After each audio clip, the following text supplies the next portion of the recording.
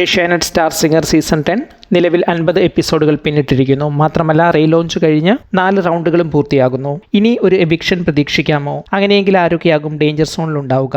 8 റൗണ്ടുകൾ പിന്നിട്ട ശേഷമാണ് അവസാനമായി എവിക്ഷൻ നടന്നത്. പിന്നീട് 3 റൗണ്ടുകൾ ആദ്യ പകുതിയിൽ തന്നെ നടന്നു. റീലോഞ്ചിന് ശേഷം വീണ്ടും 4 റൗണ്ടുകൾ അഥവാ പെർഫോമൻസുകൾ അവസാനിക്കാൻ പോകുന്നു. ഏതായാലും ഈ റൗണ്ടിന്റെ അവസാനം അല്ലെങ്കിൽ അടുത്ത റൗണ്ടിൽ എവിക്ഷൻ പ്രതീക്ഷിക്കാം. എവിക്ഷൻ എങ്ങനെയാകും എന്നതാണ് നിലവിൽ മറ്റൊരു ചോദ്യം. ഇതിന് പിന്നിലെ കാരണങ്ങൾ പലതാണ്.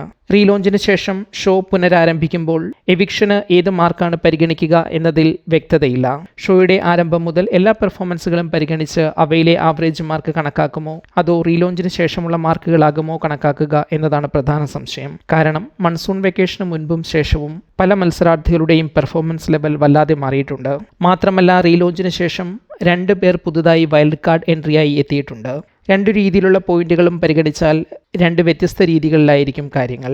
51ാം എപ്പിസോഡ് വരെയുള്ള നിലവാരം ഇങ്ങനെ. എല്ലാ എപ്പിസോഡുകളും പരിഗണിച്ചാൽ നിലവിൽ ഡേഞ്ചർ സോണിൽ നിൽക്കുന്ന 5 പേർ ഇവരാണ്. ഷിൻസി, ശിവപ്രിയ സുരേഷ്, ദീപു, സ്വർണ, ഗൗതം പ്രസാദ് എന്നിവരാണ് പോയിന്റിൽ പിന്നിൽ നിൽക്കുന്ന 5 പേർ.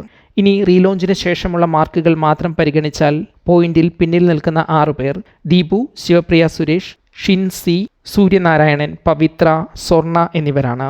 ഏതു രീതിയിലാകും എവിക്ഷൻ എന്നതിൽ ഇനിയും വ്യക്തതയായിട്ടില്ല. മാത്രമല്ല എപ്പോഴാകും എവിക്ഷൻ എന്ന കാര്യത്തിലും വ്യക്തതയില്ല. എന്താണ് നിങ്ങളുടെ അഭിപ്രായം? ഇപ്പോൾ ഒരു എവിക്ഷൻ ആവശ്യമാണോ? നിങ്ങളുടെ അഭിപ്രായങ്ങൾ കമൻറ്റ് ചെയ്യാൻ മറക്കരുതേ.